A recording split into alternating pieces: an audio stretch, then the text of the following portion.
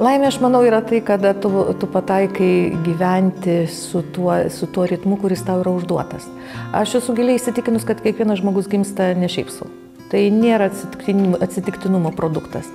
Ir šitoj žemėje jis ateina tam, kad išmokti kažko, sužinoti kažko, tai yra kitaip vadinama gyvenimo tikslu. Ir aš manau, kad laimė, kada žmogus atranda šitą gyvenimo tikslą. Ir gauna patvirtinimą. Tas patvirtinimas ateina ne tai, kad kažkas tau iš dangaus pasakė, va, štai koks tu gerutis, tikrai jau tu dabar jau žinai, koks tavo gyvenimo tikslas yra tai. Ne, tiesiog tai yra, reikia skaityti laiko ženklus, kada tu tikrai žinai. Ir aš manau, kad kiekvienas žmogus jaučia, kad jis tikrai eina su tuo ritmu, koja kojon su tuo ritmu, ko jis yra atėjęs.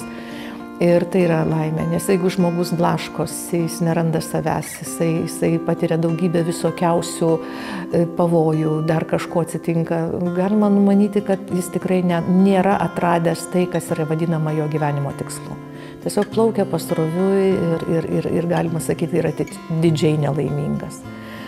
Aišku, meilė suteikia šitą laimės pojūtį, todėl kad tai yra, mūsų užlieja hormonai smegenyse, kurie gaminasi ir iš tikrųjų tai galima sakyti, tai ko aš gal ir nepasakiau, kad romantiška meilė, kai prasideda žmoguje, jos smegenyse vyksta lygiai tokie patys procesai, kaip ir pradžioje narkotinės priklausomybės.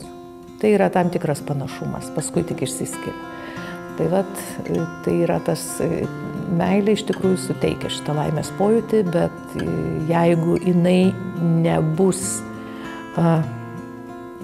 kuriama, nebus stiprinama, o bus gyvenama tik tai tuo, kas yra duota, tai yra meilė žaliava, kuri greitai pasibaigs.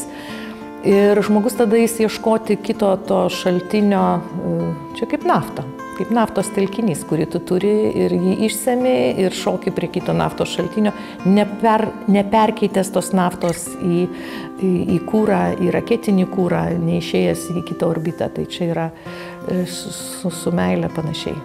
Aš manau, laimė šeimoje tai yra nesisavinti kito žmogaus.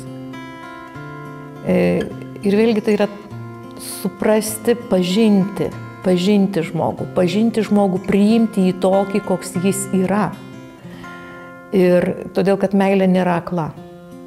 Meilė ir pažinimas, ir pagarba. Ir pažinti reikia ne tik norėti pažinti kitą žmogų, reikia duoti laiko žmogui pažinti save. Reikia norėti leisti pažinti, įsileisti kitą žmogų. Nes jeigu gyvenam su kaukėmis, tai tikrai nėra laimė šeimoje. Tai va tas nesisavinti erdvės, kad kiekvienas turėtų būti ir kartu, ir atskirai. Tai yra būnant savimi būti kartu.